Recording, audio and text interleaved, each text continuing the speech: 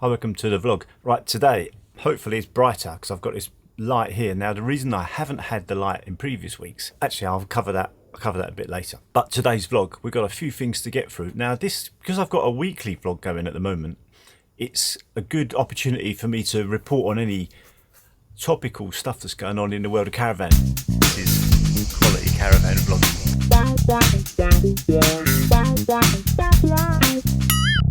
So this week, hopefully, brighter light, so you'll be able to see me better, and I won't need to spend 2 days trying to get rid of the vertical lines because of the LED lights.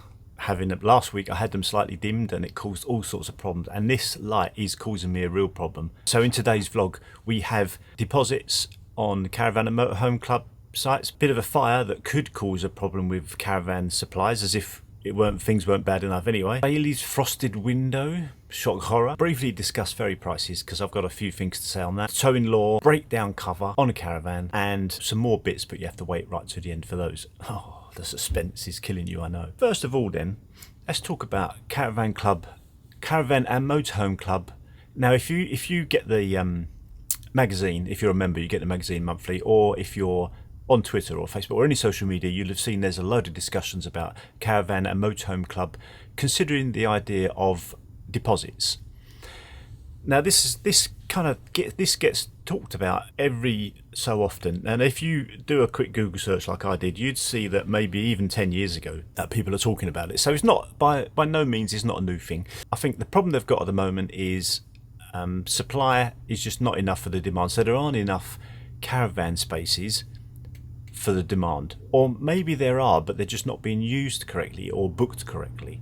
So the problem they've got is a job problem, is because Caravan and Motorhome Club, they don't take deposits. People can book months, and in fact a year in advance. They can book for the next 12-18 months, and you could book endless sites. You could book a site every week if you like, and then a few days before you could cancel that. Now somebody, I think on our Facebook group, said, if you're not a member, details below, they said that years ago they used to say you could do late booking to follow the weather. So you should be able to book tomorrow for a site, and obviously now you can't do that. Now we had exactly this problem when we had a motorhome, I know, for about a year.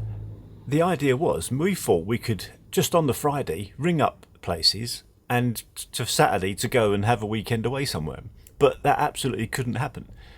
There weren't anywhere available. I know you've got a big asterisk beside that, right? Of course you probably could. For us, that did away with any advantage the motorhome had over the caravan. So you need to plan, is the unless you want to sleep in a lay-by, and you don't want to sleep in a lay-by, or even some of these motorhome vlogs that I've seen, a couple that were out in Portugal, you'll know them, and some of the sites some of the sites they stay on, I wouldn't pay €2 for them, let alone 15. It's just like, they look like motorhome after motorhome.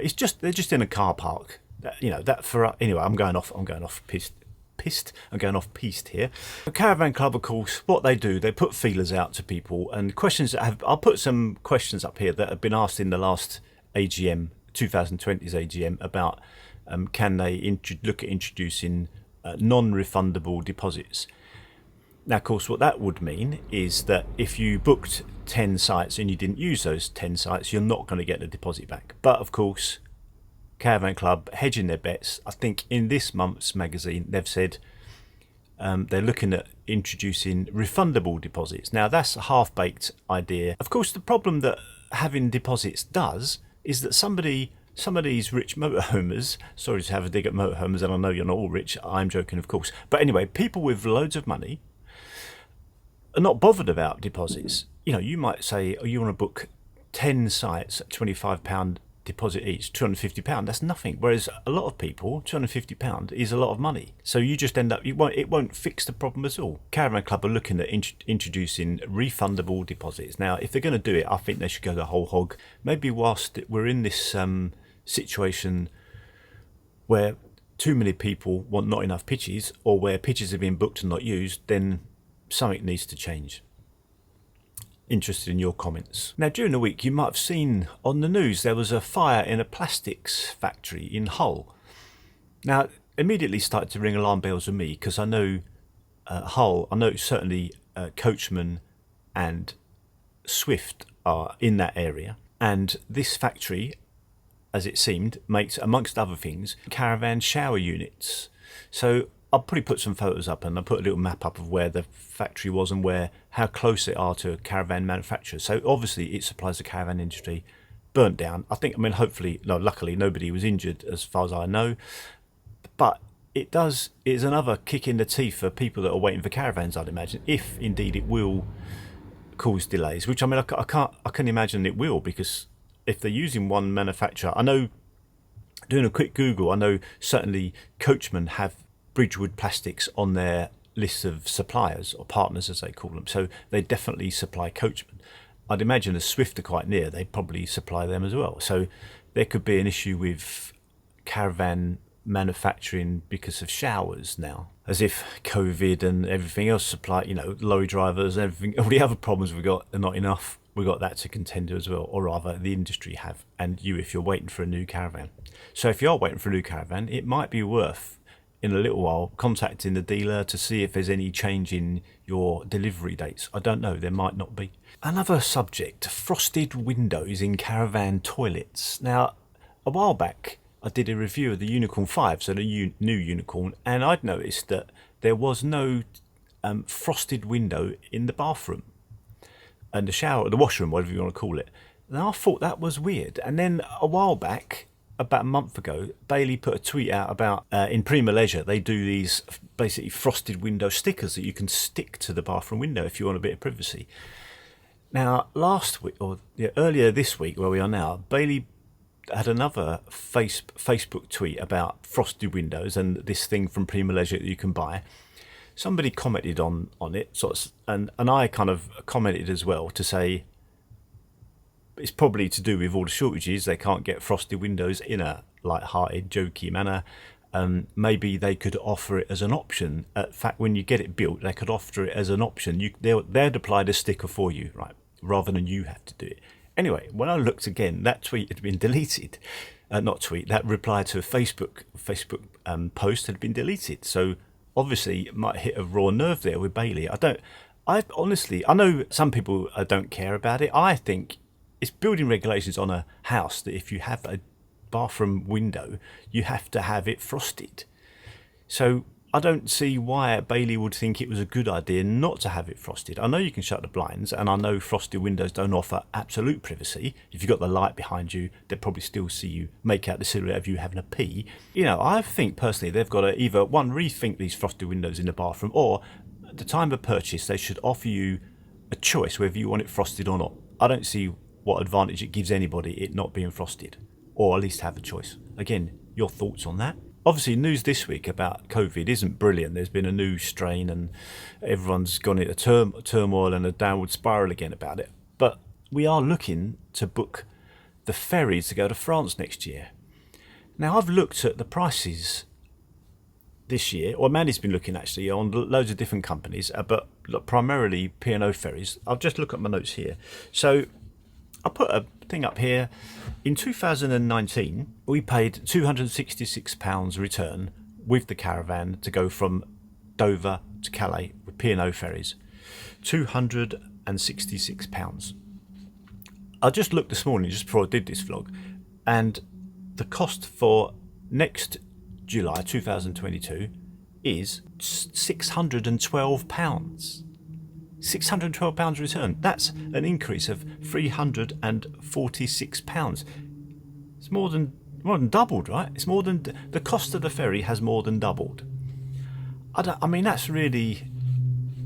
I can only imagine that P&O have had some restriction on the amount of people they can take. Maybe there's a law that says they can only have half full, right? That's why they doubled the price.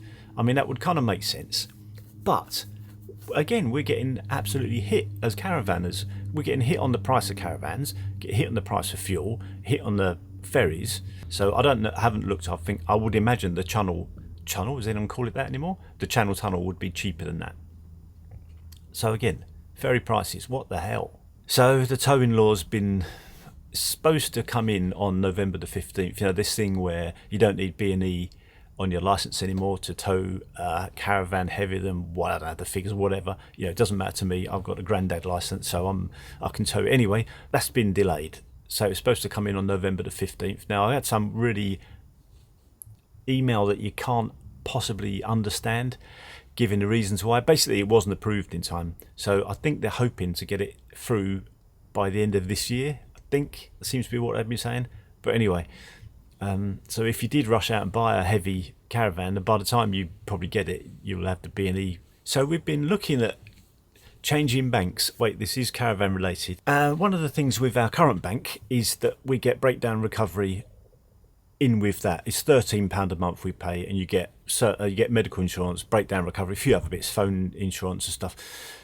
Now this came in handy when we wrote our last caravan off, because we got that recovered, and that was all under this breakdown insurance, which is great. So I've been looking at Mayday recovery through the Caravan Club, which is green flag, so you get your car covered. So I could get 2 cars covered and the caravan, and they'd come to my house if the caravan for some reason was broken. They'd try and fix it. So I've been looking at that. Now I would be interested in anyone's opinion on Green Day. Green Day, is that right? Green Flag, Green Day. They're an American band, aren't they? Green Flag, Mayday. That's what I was going with it. God help me. Green Day. Mayday breakdown and recovery. Also, they do a European one, Red Flag. Red Flag. Red Pennant. Red Green Day, Red Green Pennant. So Red Pennant is the European one. Reasonable value. You can get like a fixed, you can get 3-month cover rather than a whole year. But again, all these things are add on to the expense of any holiday, don't they? So any experience of Mayday and Red Pennant? Interested in your thoughts down below. Another thing I wanted to cover, but I've been going on far too long, was I watched that Top Gear episode, The Future of Caravan, I think, where they had I was going to do a load on it because I thought it was quite funny, at the same time contrived. But I mean, I think they've been watching my channel because they were looking at micro caravans. And Frank, if you're watching, I hope you got your GoPod back okay. he'll know what I mean. Yeah, so there was the small caravans I did a vlog on, and also a vlog on towing cars. So they've looked at 2 of my vlogs, brought in the stars. I mean, I can only do me. Brought in the stars, made it into an hour-long program, and I got nothing for it at all. Actually, I did watch it, and it was amusing as well as extremely frustrating, because I'd just a couple of days before, for the first time in a long time, I'd watched, is it called the Grand Tour? You know, Jeremy Clarkson, James May and Richard Hammond doing it, and I was just watching that. And since I've been doing my own vlogs and been editing, you become a real bore with continuity. I know, I'm a nightmare to live with. You watch it, and you know, you get them going through these slushy puddles, and you got Richard Hammond in his converted car, I don't know what a Ford he had, and then Jeremy Clarkson in a Bentley behind him. They're going through his muddy puddles, and the next time the camera cuts to look at them again, and they've swapped, like the Bentley's behind, and I feel like, what you do, it's just so, when they're editing it, I don't know, so it's just so contrived I can't watch it, although I do find it funny at the same time. First world problems, eh? I wanted to cover a couple of things. Lastly, I put this on, I got one of these, really frustratingly with caravans, like Bailey and Swift both use different water systems, like Truma and Whale. Swift use a Whale, and so I've got this. No, the Swift use Truma. Caravan expert. So I've got this, and I still haven't done it yet. I've got to open the packet and do it. So I might add a bit on the end for me doing it, but then again, I might not, because this vlog's gone on far enough. Another thing, seen this reflective heat thing? Now it's far too big. Now, actually, I'll take you with me for a sec, if you don't mind, just hanging on. I'll see where I'm putting it. So, I kind of moaned about this when we bought the caravan. No blind there.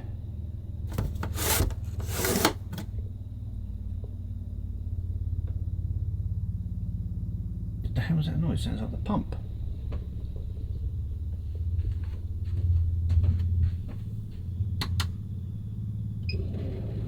No, it's not my pump. Noise. Anyway, yeah, so where was I? So I bought this. This segment of the vlog is turning into a nightmare. I'll probably delete it because that motorbike. So I've got one of these. Now where I'm going to put it is in there to shield that light. Now not so bad, I hear you thinking. Again, not so bad, but in the summer, all the blinds down. Let me just put this back.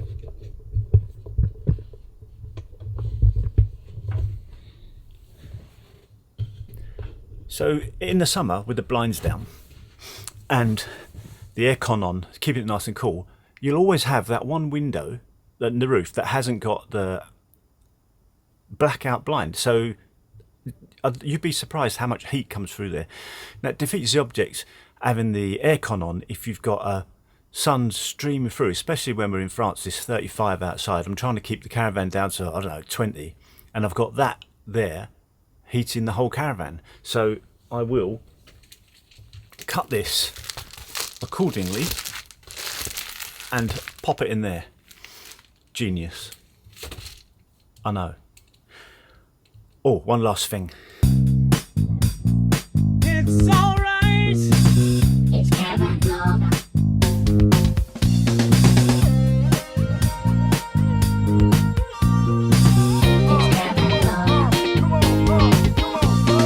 This is quality caravan vlogging.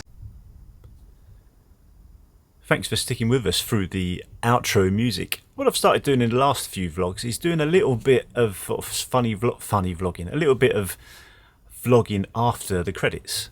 I mean, hopefully it'll encourage people to watch, or it might encourage people to just go straight to the end music and watch the bit they probably might enjoy more. I don't know, who knows? It's worth a try. So, a bit of bonus footage here.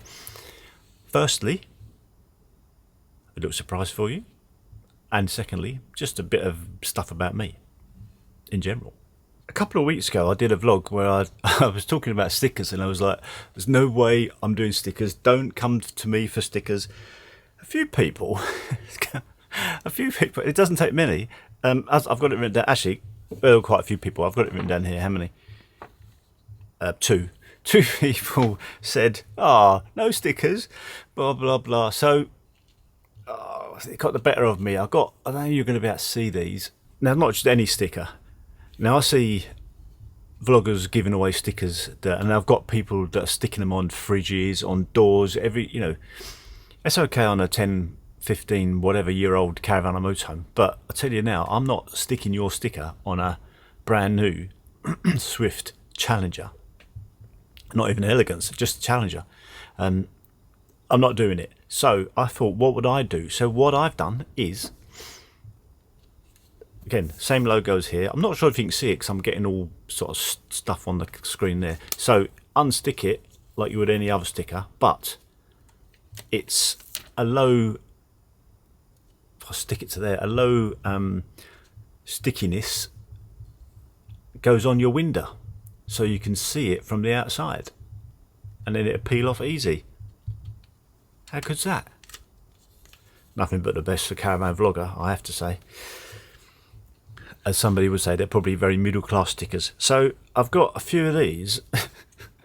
I can't even believe I might leave them. Actually, what I might do when I go to, if the NEC show's still on, or I might even go to dealers and just start sticking these on caravans. What do you think about that? If you see me, as I said last week, let me know, and I'll hand you one if I've got them on me. I would say email me your address and all that and I'll send you one, but they cost about 60p each, which is fine, but it'd be another 60p to send it to you.